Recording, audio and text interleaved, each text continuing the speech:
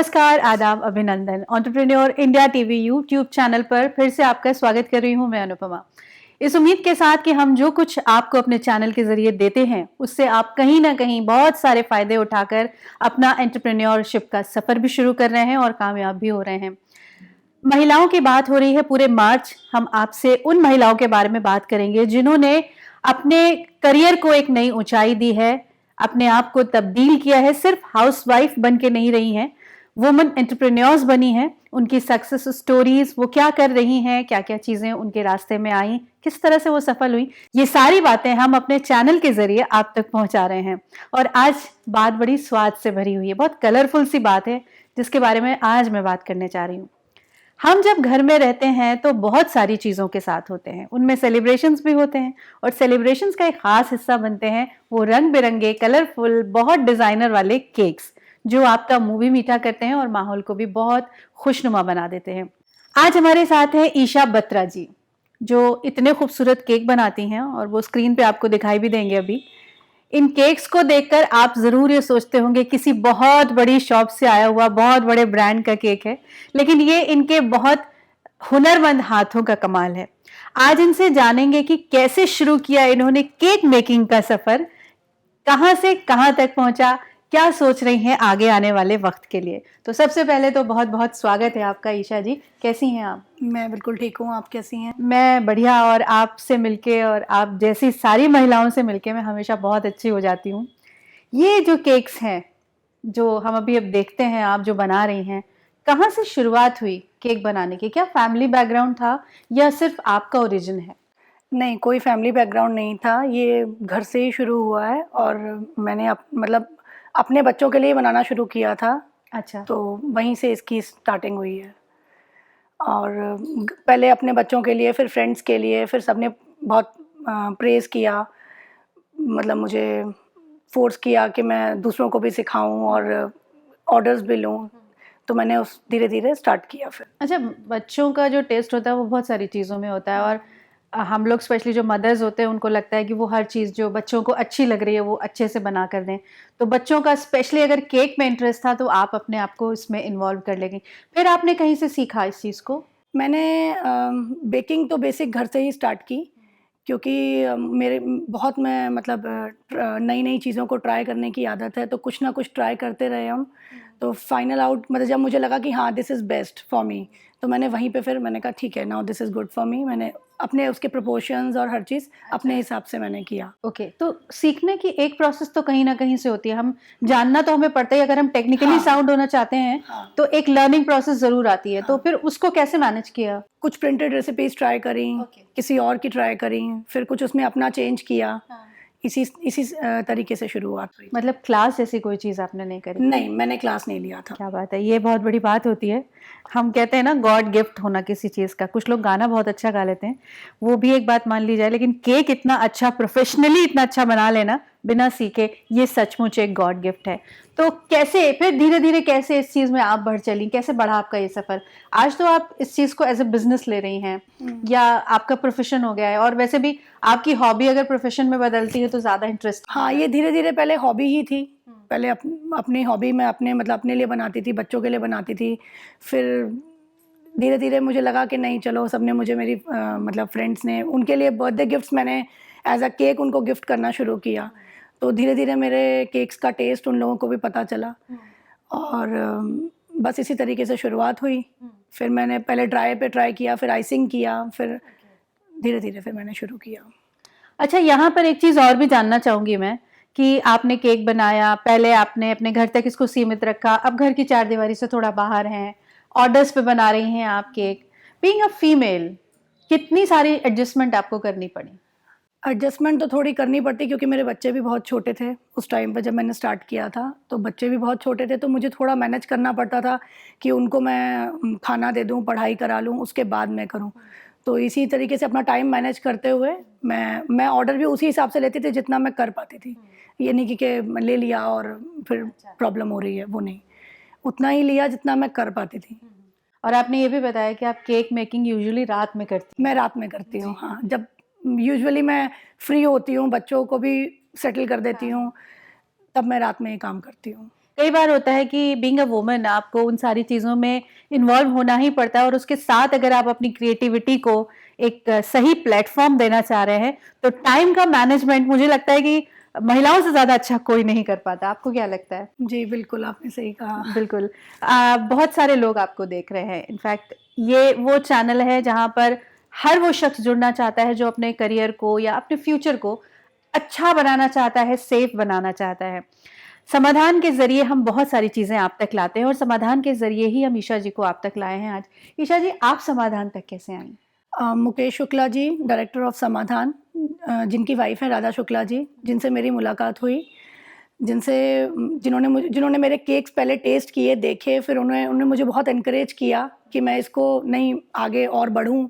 फिर उन्होंने मुझे ऑर्डर्स भी दिए, उन्हीं से मेरा ये वर्क स्टार्ट हुआ था।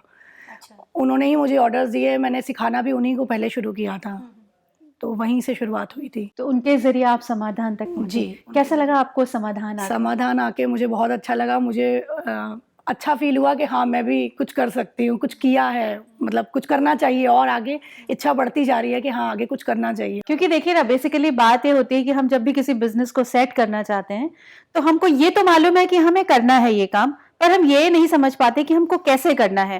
कौन-कौन सी फ़ॉर्मेलिटीज़ आएँगी, कौन-कौन सी ऑफ़िशियल चीज़ें होंगी, और ये आपकी सारी क्वेरीज़ समाधान के ज़रिए एकदम प्रॉपरली हल हो जाती हैं। समाधान के ज़रिए आपको अपनी हर समस्या का समाधान मिल जाता है। जी, बिल्कुल। अच्छा, हम किसी भी बिज़नेस को शुरू करते हैं जब, तो एक होता है कि कितना हमारे पास कितना पैसा होगा, हमारे पास इतना अमाउंट होना चाहिए ताकि हम आगे इस तरह से शुरू कर सकें। आप जो बिज़नेस कर रही हैं वो एंटायरली डिफरेंट है। घर से आपने घर इस से चीज़ ही की है। शुरुआत की है। तो आपको क्या लगता है कि अगर हम, बहुत सी महिलाएँ होंगी जो केक बनाती होंगी या इस तरह की किसी प्रोफ़ेशन में आना चाहती होंगी, तो पैसा कितना होना चाहिए पॉकेट में उसके लिए? बहुत बेसिक रिक्वायरमेंट्स ही हैं, घर में बस अवन हो, आपके पास जो बेकिंग के बेसिक टूल्स हैं, वो हों, और धीरे-धीरे फिर आप एकदम से तो आप सब कुछ नहीं ले सकते कि मैं आपसे कहूँ कि आप सब कुछ एकदम 10-20 हज़ार का सामान लेकर के रख लीजिए।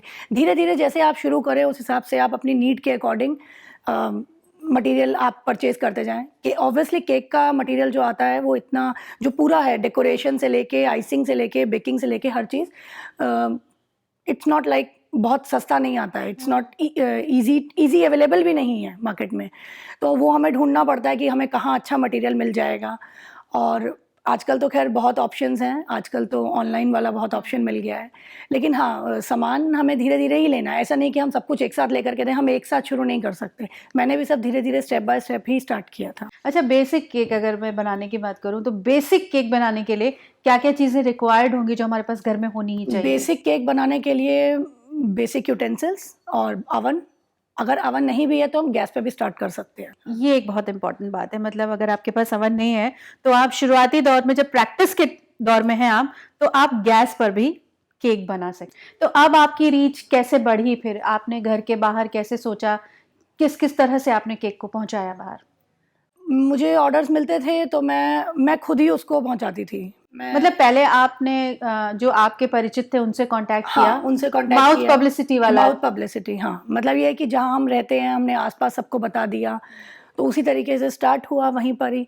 फिर जो हमें मतलब बाहर से भी ऑर्डर आए, तो हमने उनको बाहर अपने आप ही डिलीवर किया। कोशिश यही रहती थी कि हम खुद ही डिलीवर कर दें। तो ऐसा कुछ वो नहीं था कि हमने होम डिलीवरी रखी थी, लेकिन हाँ, अगर मेरी रीच में होता था तो मैं कोशिश करती थी मैं खुद ही उसको, क्योंकि मैं अपने केक के लिए बहुत कॉन्शियस रहती थी कि खराब ना हो जाए, तो मुझे लगता था मैं खुद ही देकर आऊँ। जी, कुछ चीज़ों के साथ वो जो इनहेरेंट चीज़ें होती हैं ना, वो भी जुड़ जाती हैं। तो अब आगे क्या, किस तरह से सोच रही हैं? क्या प्लान कर रही हैं? मेरा जो वर्क है वो बढ़े, मैं और मतलब जितना काम बढ़ेगा उतना कॉन्फिडेंस भी आएगा।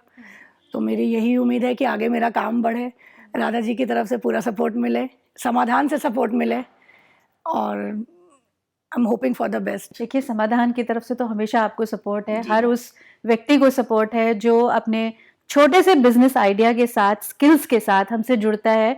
उसको हम पहले स्टेप से लेकर और आखिरी स्टेप तक, हालाँकि मैं हमेशा कहती हूँ अपने वीडियोज़ में कि जब हम बिज़नेस में कदम रखते हैं तो कोई आखिरी स्टेप नहीं होता, क्योंकि हम हर स्टेप पे सीखते भी जाते हैं और बढ़ते भी जाते हैं।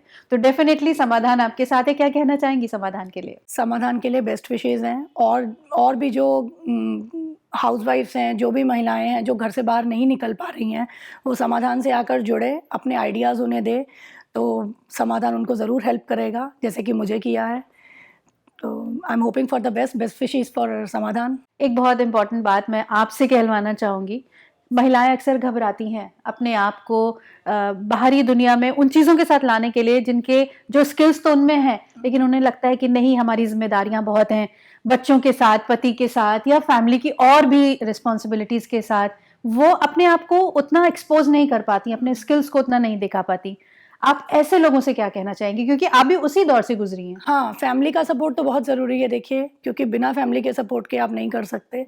जो भी आप करना चाह रही हैं, पहले आप अपने हस्बैंड से बात करें, अगर आप मैरिड हैं तो, अगर आप अनमैरिड हैं तो अपने पेरेंट्स से बात करें। घर के सपोर्ट से ही सब कुछ हो सकता है, और घर से अपने आप को बाहर निकालें, एक स्टेप बाहर लेकर ही कॉन्फिडेंस आएगा। जब तक आप घर में रहेंगे कॉन्फिडेंस नहीं आएगा। तो मुझे भी ऐसे ही आया था, जब मेरा फर्स्ट केक गया था तो मुझे लगा कि हाँ, मैंने मतलब कुछ तो गया बाहर। जब मुझे उसकी तारीफ़ मिली तो मुझे और अच्छा लगा, तो मुझे सेकंड केक बनाने का मेरा कॉन्फिडेंस और बढ़ गया। नहीं, डेफिनेटली, क्योंकि जो केक्स आप बनाती हैं, जो कप केक्स बने हैं, उनमें जो डेकोरेशन हुआ है वो इतना खूबसूरत है कि कभी-कभी तो होता है कि इसको काटना नहीं चाहिए, बस देखते रहना चाहिए। अच्छा, फेल्योर्स एक बहुत इम्पोर्टेंट पार्ट हैं। कई बार होता है कि हम किसी काम को करने चलते हैं और हम फेल होते हैं। कभी मैं चाहती तो नहीं हूँ किसी के साथ ऐसा हो, पर ऐसा होता है। कभी ऐसा भी हुआ कि केक बहुत मन से बनाया और वो किसी वजह से प्रॉपर नहीं बना या खराब हुआ?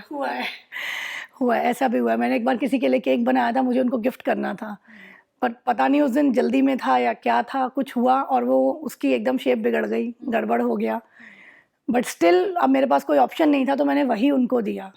मैंने उनको बोला था कि आप लुक्स पे मत जाना, बट मैंने आपके लिए बहुत उनका बर्थडे था, तो मैंने उनको बोला कि मैंने आपके लिए बहुत मन से बनाया है, तो उन्होंने बहुत तारीफ़ की। वो एक पल जो है वो बहुत घबराहट। हाँ, वो बहुत घबराहट हो गई थी मुझे कि ये क्या हो गया, अब मेरे पास टाइम नहीं है, मैं दूसरा भी नहीं बना सकती, मुझे बस जाना ही था, बट मैंने उसी को दिया। कहीं कॉन्फिडेंस उस वक़्त क्या कुछ लड़खड़ाया, कुछ जी, लूज़ हुआ? बिल्कुल लड़खड़ाता है कि अरे क्या गड़बड़ हो गई, ये कैसे हो गया? लेकिन फिर हो जाता है, कभी-कभी ऐसी चीज़ें आती हैं बीच में। इसीलिए मैंने कहा कि फेल्योर्स जो होते हैं ना, वो बहुत इम्पोर्टेंट पार्ट होते हैं आपकी सक्सेस का। जब आप फेल होते हैं तो आपको पता होता है कि अगला ये स्टेप इस गलती के साथ हमें नहीं उठाना है। ईशा जी हमारे साथ हैं और बहुत सारी बातें आप तक पहुँचाई हैं इन्होंने।